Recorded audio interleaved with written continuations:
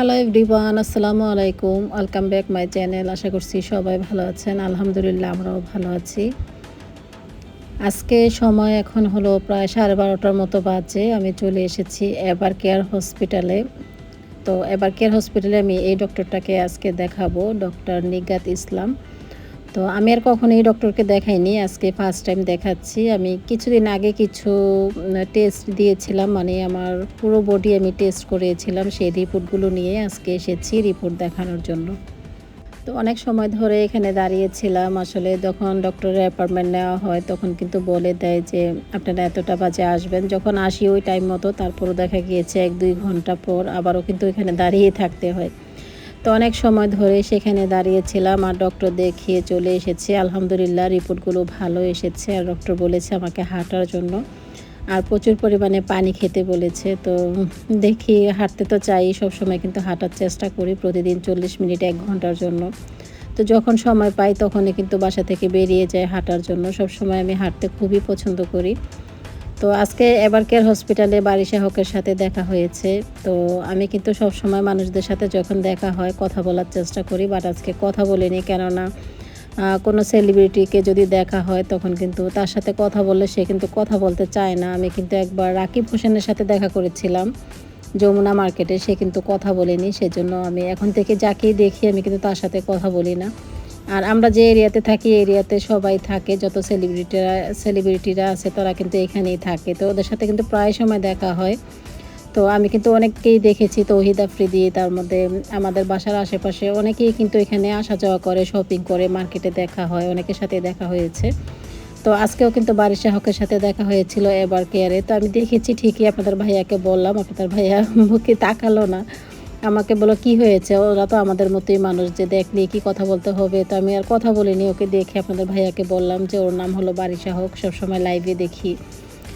তো যাই হোক, ভালো লাগে আর কি, যখনই মানুষকে একটু লাইভে দেখি, সরাসরি দেখি, তখন ইচ্ছে করে যে ওকে তো আমি চিনি বা ওকে আমি দেখি, কথা বলতে ইচ্ছে করে।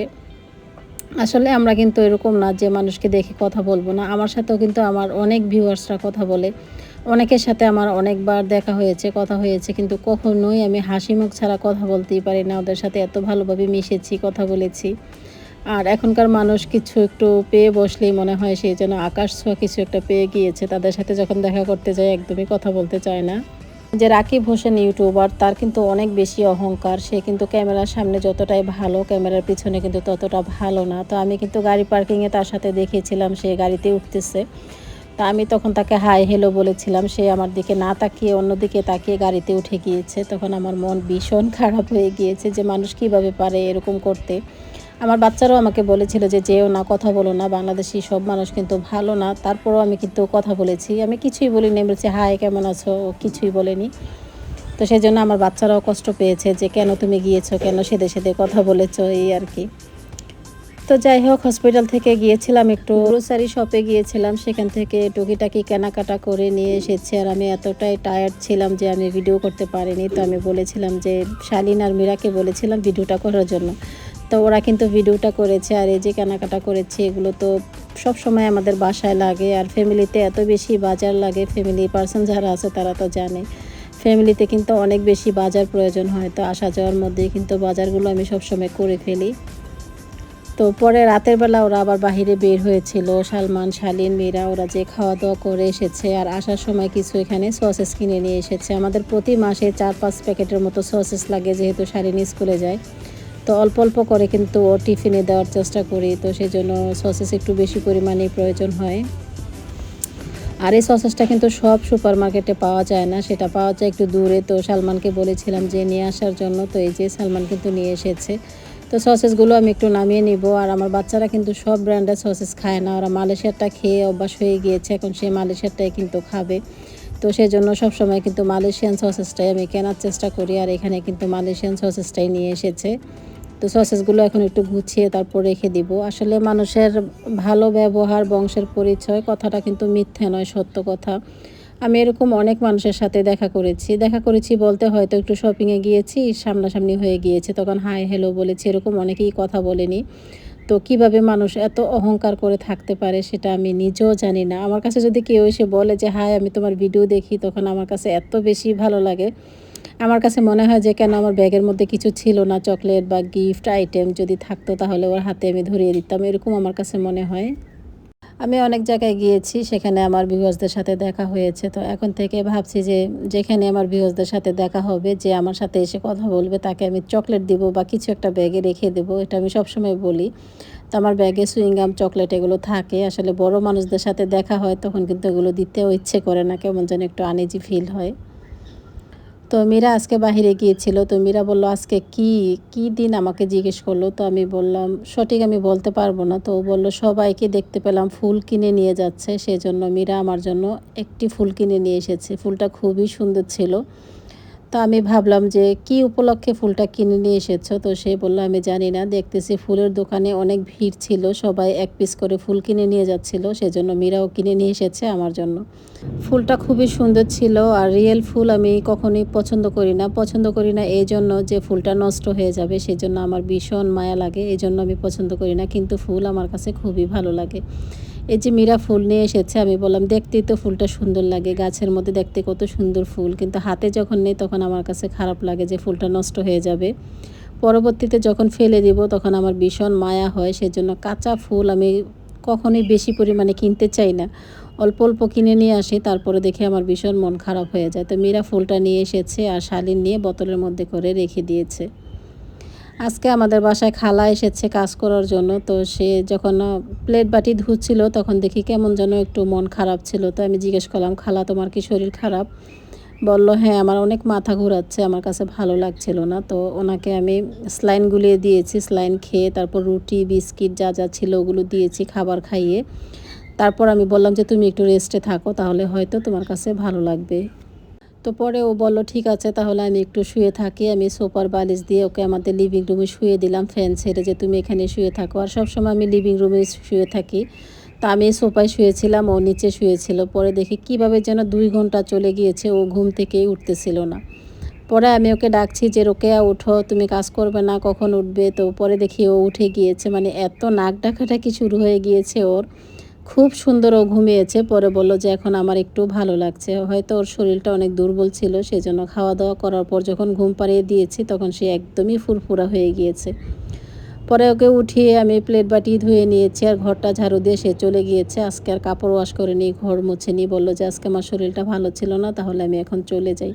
পরে সে চলে গিয়েছে। মানে কেমন শরীর খারাপ ছিল আমি জানি না। আসলে মানুষের প্রতি আমি এত দুর্বল হয়ে পড়ি যে মানুষকে যখন দেখি যে আমার কষ্ট লাগছে বা খারাপ লাগছে বলে, তখন সেটা আমি সহ্য করতে পারি না। সাথে সাথেই কিন্তু তাদেরকে আমি খাবার দেই বা শুইয়ে দেই, এরকম অবস্থা করি।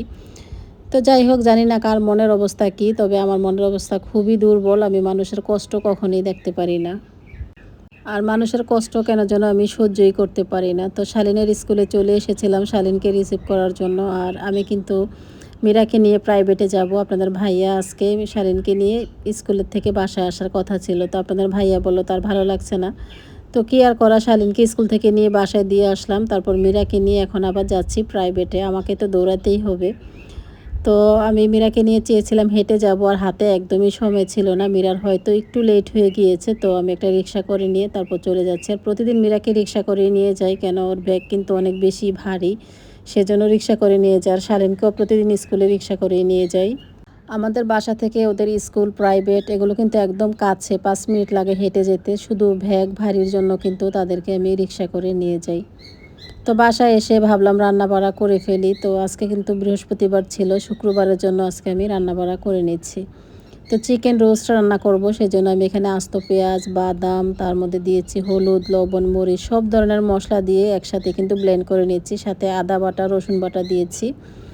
আর এভাবে করে নিলে হয় কি, রোস্টটা খেতে ভীষণ ভালো লাগে। আর ফ্রোজেন করা কিছু টমেটো ছিল আমার ফ্রিজে, সেখান থেকে টমেটো দিয়ে দিয়েছি 4-5টার মতো। টক টমেটোটা ইউজ করার পর কিন্তু টক দই ইউজ করতে হয় না। আজকে রোস্টের মধ্যে কিন্তু আমি টক দই ইউজ করিনি, শুধু টক টমেটোটা ইউজ করেছি। এতেই কিন্তু এটার মধ্যে অনেক টক একটা ফ্লেভার আসবে।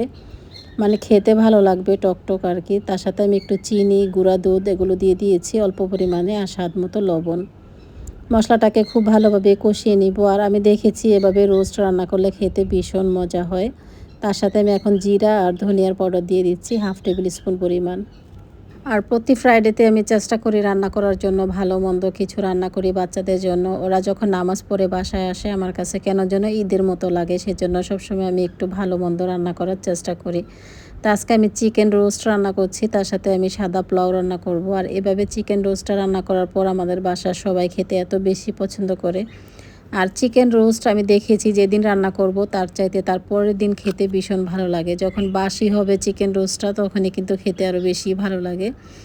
আর এদিকে আমি পোলাওটা রান্না করার জন্য এখানে কিছুটা পরিমাণ মশলা দিয়ে তারপর পেঁয়াজটাকে ভেজে নিয়েছি, আর তার সাথে আদা বাটা রসুন বাটা দিয়ে দিয়েছি। এখন দিয়ে দিচ্ছি স্বাদ মতো লবণ।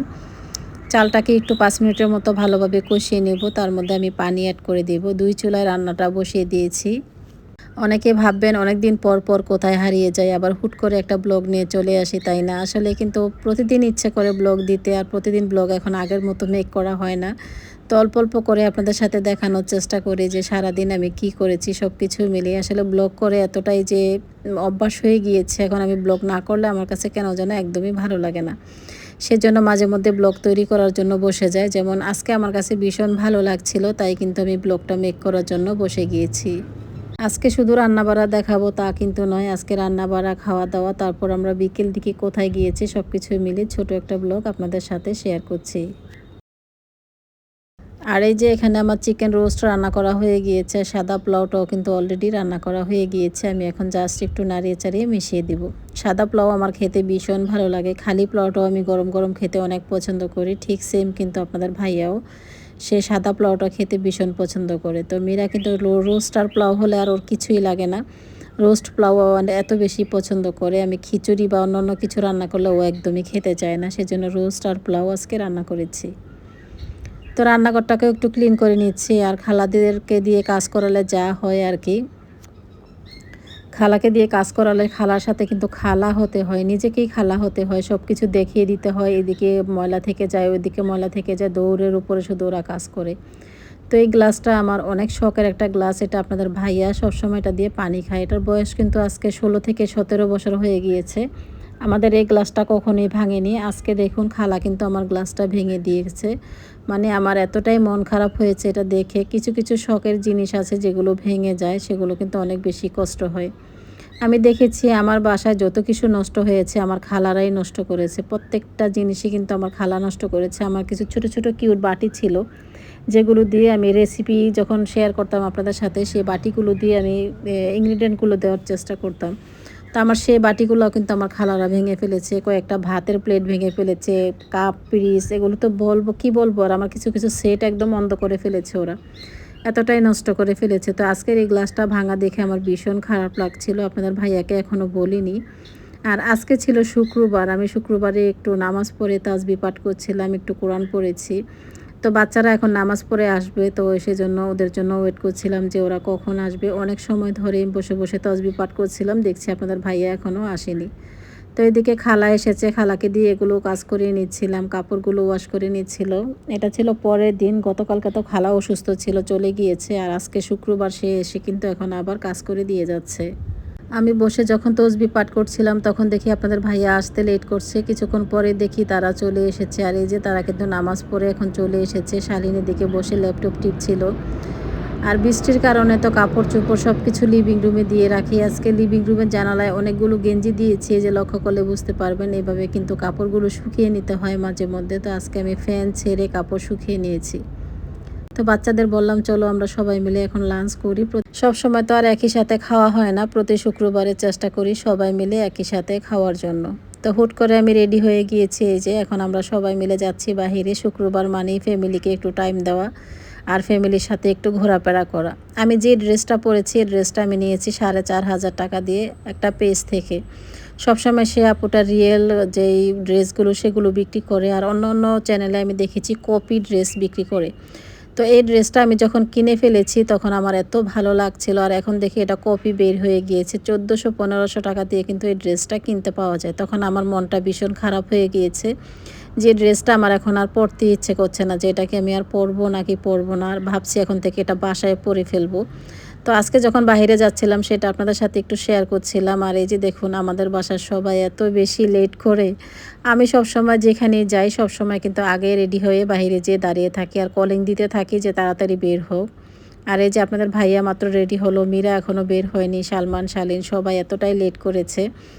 আমি বাসায় এত কাজ করি, রান্না বাড়া খাওয়া দাওয়া সব কিছু ম্যানেজ করে, ডাইনিং ক্লিন করে, রান্নাঘর ক্লিন করে সব কিছু রেখে তারপরও দেখা গিয়েছে যে আমি সবার আগে রেডি হয়ে বাহিরে দাঁড়িয়ে থাকি। তারপরও কিন্তু সবাই রেডি হয়ে বাহিরে আসতে পারে না। সেটা আমি যখন জিজ্ঞেস করি কেউ তখন উত্তর দিতে পারে না। আসলে তো ঠিকই বলেছি আমি, যে সবাই যখন রেডি হয় তখন তো আর ঝটপট রেডি হয়ে বের হওয়ার কথা। কিন্তু আমি সবার আগে রেডি হই, তারপর তোমাদেরকে খাওয়া দাওয়া হতে বাসা বাড়ি সব কিছু ক্লিন করে, এমনকি আমি মেইন দরজাটা লক করেও কিন্তু গাড়িতে আসি। তারপরও দেখা গিয়েছে তোমাদের এত বেশি লেট হয়ে যায়। যাই হোক, সবাই তারপর গাড়িতে উঠে পড়েছি আর এখন যাচ্ছি আমরা কোথায় জানি না। কারণ আমরা সবসময় যখন বাসা থেকে বের হই আমরা কোনো প্রিপারেশন নিয়ে বের হই না যে আমরা ওই জায়গায় যাব। আমরা যখন গাড়িতে উঠি পরে হুট করে আমাদের প্রিপারেশন নেওয়া হয় যে আজকে আমরা অমুক জায়গায় যাব। তো আজকে আমরা যে জায়গাটাতে যাচ্ছি সেই জায়গাটা খুবই সুন্দর আর খোলামেলা একটা এরিয়ার মধ্যে সেই জায়গাটা। তো ভাবলাম সেই জায়গাটা আজকে আপনাদের সাথে শেয়ার করি, দেখি আপনারা চিনেন কিনা সেই জায়গাটা। আর ওই জায়গাটা যদি কেউ চিনে থাকেন অবশ্যই আমাকে কমেন্টের মাধ্যমে জানাবেন। আর ওখানে যদি আমার কোনো ভিউয়ার্স থাকেন তাহলেও আমাকে কমেন্টের মাধ্যমে জানাতে পারেন, কোনো সমস্যা নেই, আমি কমেন্টের আনসার দেওয়ার চেষ্টা করব। আর অনেক আপুই জিজ্ঞেস করেন আমাকে যে আপু তুমি আমরা অনেক কষ্ট করে কমেন্ট লিখি, কমেন্টের আনসার দাও না। তো আমি চেষ্টা করি কমেন্টের আনসার দেওয়ার জন্য, কারণ সব সময় কিন্তু আমি সব জায়গায় ব্লগের নিচে কমেন্টগুলো চেক করতে সময় পাই না। যখন সময় পাই তখন কিন্তু একদিনই আমি সবগুলো কমেন্টের আনসার দেওয়ার চেষ্টা করি, আর ইনশাল্লাহ সবসময় দেওয়ার চেষ্টা করব। আর আপনারা সবসময় আমার পাশে যেভাবে আছেন সবসময় এভাবেই থাকবেন, এটাই আমি আশা করি। আর আমার কাছে ভালো লাগে সেজন্য আমি ব্লগ ভিডিও মেক করি, তা না হলে ব্লগ ভিডিও আগের মতো দিতাম না। আর এখন কিন্তু অনেক লেট করে ব্লগ দেওয়া হয়, প্রায় সপ্তাহে একটা দুইটা এরকম ভিডিও দিয়ে থাকি যখন সময় পাই তখন। তো আমরা যাচ্ছিলাম ওই জায়গায়, যে জায়গার কথা বলছিলাম আপনাদেরকে, আর যাওয়ার পথেই দেখতে পেলাম এক আঙ্কেল কিছু পেঁপে তার মধ্যে কলা এগুলো বিক্রি করতেছে। তো কিছুটা কলা আমরা কিনে নিয়েছি, তারপরে ওই যে আপনাদের ভাইয়া আবারও কিন্তু কলা নিতে চাচ্ছে। তো এই লোকটা মাঝে মধ্যে দেখি কলা বিক্রি করে, আবার দেখি মাঝে মধ্যে সবজি বিক্রি করে, ওনাকে অনেক জায়গায় দেখেছি। তো সবসময় ওনার কাছ থেকে আমাদের সবজি কলা এগুলো কেনা হয়। তো আজকে বললো ওনার গাছের কলা, গাছের পেঁপে, আর একটা পেঁপে তো পাখিয়ে খেয়ে ফেলছে। সে বলল আমাদের গাছের পেঁপে, আর এই পেঁপেগুলো 300 টাকা নিয়েছে। আপনাদের ভাইয়া বলতেছে অনেক সস্তায় পেয়েছে, আর আমি বলতেছি দাম বেশি দিয়ে ফেলেছে, 300 টাকা হবে না। তা আপনারাই কমেন্ট করে জানাবেন যে আমাদের পেঁপেগুলোর দাম কি আমরা বেশি দিয়ে ফেলেছি? 300 টাকার পেঁপে ছিল এখানে। আর এই যে কলা, বাচ্চারা তো কলা খেতে একদমই পছন্দ করে না, তো সাগর কলাটা হলে ওরা আবার খেতে পছন্দ করে। তো সেজন্য সবাইকে এক পিস করে কলা দিয়েছি খাওয়ার জন্য, কিন্তু দ্বিতীয় পিস আর কেউ খাবে না। তো সেজন্য ভাবলাম সবাইকে এক পিস করে দিই কলা খাওয়ার জন্য, যেহেতু বেশি করে কিনে ফেলেছি। তো আমরা এখন আছি 100 ফিটের রাস্তায়, আর আমরা যাচ্ছি এখন কোথায় আপনারা অবশ্যই কমেন্টের মাধ্যমে আমাকে জানাবেন যারা আমার আশেপাশে এই এরিয়াতে আছেন, কারণ আমি যখন ভিডিও মেক করি সবাই কিন্তু আমাকে চিনে ফেলে। আমি একবার গিয়েছিলাম উত্তরায়, তাও কিন্তু তারা বলেছে যে উত্তরার আশেপাশে তাদের বাড়ি আছে, বলল আমরা এখানেই থাকি। আবার গাজীপুরে গিয়েছি, সেখানেও আমাকে বলেছে যে আমরা গাজীপুরে থাকি, আপনার ভিডিও দেখি। তো এই জিনিসগুলো সবচেয়ে বেশি ভালো লাগে যে সবাই আমার ভিডিওগুলো দেখে আর খুব সুন্দর সুন্দর কমেন্ট লিখে। কিন্তু আমার চ্যানেলে দেখে বোঝা যাচ্ছে ভিউজ অনেকটাই কম, 1.2.3.5.5K থাকে এরকম আর কি ভিডিওতে ভিউজ থাকে। তো আমি যখন কাউন্ট করি তখন চিন্তা করে দেখি যে 1000 ভিউজও যদি হয় তাহলে কিন্তু অনেক লোক, 1000 লোক কিন্তু আমি গুনেও শেষ করতে পারবো না এত লোক। আর 1000 লোক কিন্তু আমি দাওয়াত করেও আনতে পারবো না, এত লোক আমার ভিডিও দেখে। আসলে আমার কাছে খুবই ভালো লাগে, সেজন্য আমি ভিডিও মেক করি, শুধু অন্য কোনো কিছুর জন্য নয়, মন ভালো থাকার জন্য আমি ভিডিওগুলো মেক করি, যেন আমার মন ভালো থাকে সব সময়। যখনই আমি ফ্রি টাইম পাই তখনই কিন্তু আমি ভিডিও মেক করার জন্য বসে যাই। যেমন আজকে আমি এখন বিকেল টাইমটা একদম ফ্রি টাইম পেয়েছি, সেই টাইমটাতেই কিন্তু আপনাদের সাথে ভিডিও শেয়ার করছি। আর শুক্রবার দিন আমি বিকেলবেলা একটু বাচ্চাদেরকে টাইম দেওয়ার চেষ্টা করি, বাইরে ঘোরাফেরা করার চেষ্টা করি, আপনাদের ভাইয়াকে টাইম দেওয়ার চেষ্টা করি। তো আমরা সবাই চেষ্টা করি শুক্রবার দিনটা সবাই একই সাথে খাওয়া দাওয়া করব, আবার একই সাথে ঘোরাফেরা করব। বলেছিলাম না খোলামেলা একটা পরিবেশে চলে আসব, বলুন তো আমরা এখন কোথায় এসেছি। এত সুন্দর এই জায়গাটা, আর প্রচণ্ড বাতাস ছিল, সেজন্য আরও বেশি ভালো লাগছিল।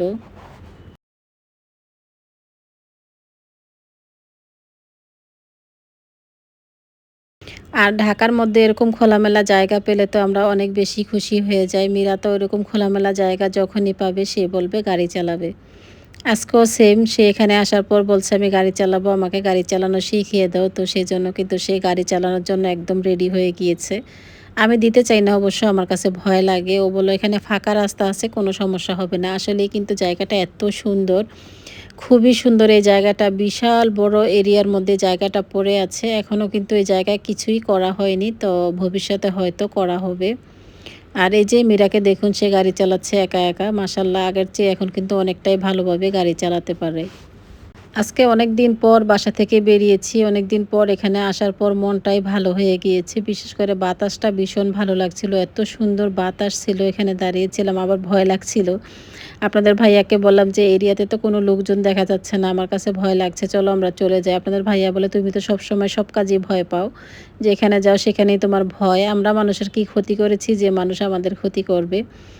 তো আমি বলতেছি না, এটা তো কোনো কথা না, মানুষের ক্ষতি করলে যে ক্ষতি করবে তাও কিন্তু নয়। তো দূর থেকে আরও কিছু লোক দেখতে পেলাম, তো তাদের সাথে আপনাদের ভাইয়া এত বেশি গল্প গুজব শুরু করে দিয়েছে, আড্ডা শুরু করে দিয়েছে যে এখানে জায়গার কাঠা কত করে সেটা জিজ্ঞেস করছিল। অনেক দাম কিন্তু এখানে জায়গার দাম, জিজ্ঞেস করলাম, বললো 60 লাখ 80 লাখ টাকা কাঠা। তো সেজন্য বেশি মনে হলো আমার কাছে যে এই জায়গাতে এখনও কেউ আসেনি, তার মধ্যে এত বেশি দাম চাচ্ছে ওরা। আর এই প্রজেক্টের নাম হলো ধানসিঁড়ি প্রজেক্ট। এটা হলো 100 ফিটের পরে, আমি আপনাদেরকে বলে দিলাম। আর অনেকে হয়তো ভিডিওটা দেখে বলতে পারবেন যে আমি কোন এরিয়াতে এসেছি, আবার অনেকে নাও বলতে পারে। তো সেজন্য বলে দিলাম 100 ফিটের পরে কিন্তু এই জায়গাটা ভীষণ বড় এরিয়া নিয়ে কিন্তু জায়গাটা করা হয়েছে, আর খোলামেলা পরিবেশ, সেজন্য আমার কাছে আরও বেশি ভালো লেগেছে।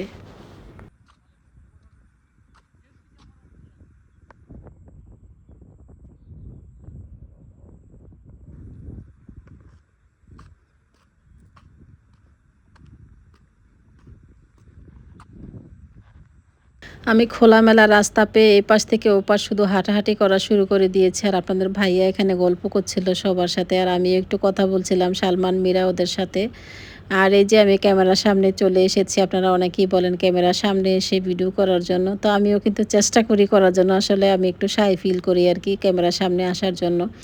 সেজন্য দূর থেকে যতটুকু ইচ্ছে আপনাদেরকে দেখানোর চেষ্টা করি। আর আমি তো অনেক ভিডিওতে দেখিয়েছি আমি ক্যামেরার সামনে এসেছি অনেকবার, তারপরে অনেকে দেখেননি, তারা সেই ভিডিওগুলো দেখবেন কষ্ট করে। পহেলা বৈশাখের একটা ভিডিও আছে আমার, সেটার মধ্যে কিন্তু আমি দিয়েছি যে আমরা সব ফুল ফ্যামিলি সবাই ছিলাম সেটার মধ্যে, তো সেই ভিডিওটা আপনারা দেখতে পারেন। তো আজকের ভিডিও তো কিছুটা দেখিয়েছি। আর অনেক সময় ধরে এখানে ছিলাম, বিকেল দিকে একটু রোদ এসেছে, তারপরে বাতাস ছিল, অত বেশি খারাপ লাগেনি।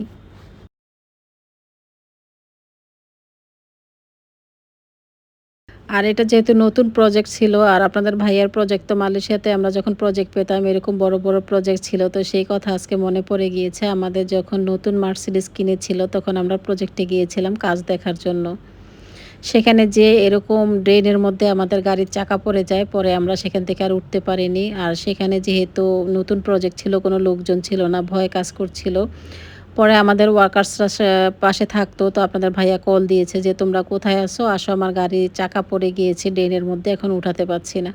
পরে আমাদের ওয়ার্কার্সরা ৩-৪ জন এসে আমাদের গাড়ি ধাক্কা দিয়ে তারপর আমাদের গাড়ি উঠিয়ে দিয়েছিল। তো সেই কথা আজকে মনে পড়ে গিয়েছে এখানে ড্রেন দেখে। তো অনেক সময় ধরে এখানে ছিলাম, তো যাওয়ার পথে কিন্তু রাস্তার পাশে দেখতে পেলাম ফুচকাওয়ালা মামা ফুচকা বিক্রি করতেছে। আর আপনাদের ভাইয়া বলল চলো আজকে ফুচকা খাবো সবাই মিলে। তো আমার কাছে ফুচকাটা খেতে কেন যেন ভালো লাগে না, আমার কাছে বেলপুরিটা খেতে সবচেয়ে বেশি ভালো লাগে। ৩০০ ফিটের একটা দোকানে সবসময় বেলপুরি খাই আমরা। তো ওনাকে বললাম মামা আমাদেরকে ১ প্লেট দেন, খেয়ে দেখি কেমন। তো উনি কিন্তু এই যে ১ম প্লেটটা এরকমভাবে সাজিয়ে দিয়েছে, খুব সুন্দরভাবে কিন্তু সাজিয়ে দিয়েছে। তো দেখে আমরা আরেক প্লেট অর্ডার করি। তো সেকেন্ড প্লেটটাও আপনাদেরকে দেখাবো। তবে ফুচকাটা অত বেশি মজা ছিল না, তারপরও বললাম যে আরেক প্লেট দেন, বসছি যেহেতু তাহলে বাচ্চাদেরকে নিয়ে খেয়ে যাই। এটা ১ম প্লেট ছিল, কি সুন্দর করে সাজিয়ে দিয়েছে তাই না? আর দ্বিতীয় প্লেটে একদমই কিছুই দেয়নি, শুধু এভাবেই দিয়েছে। কারণ ১ম প্লেটটা আপনি যখন বলবেন যে আমি একটু ট্রাই করে দেখব কেমন হবে, তখন তারা কিন্তু খুব সুন্দরভাবে সাজিয়ে গুছিয়ে মনের মতো করে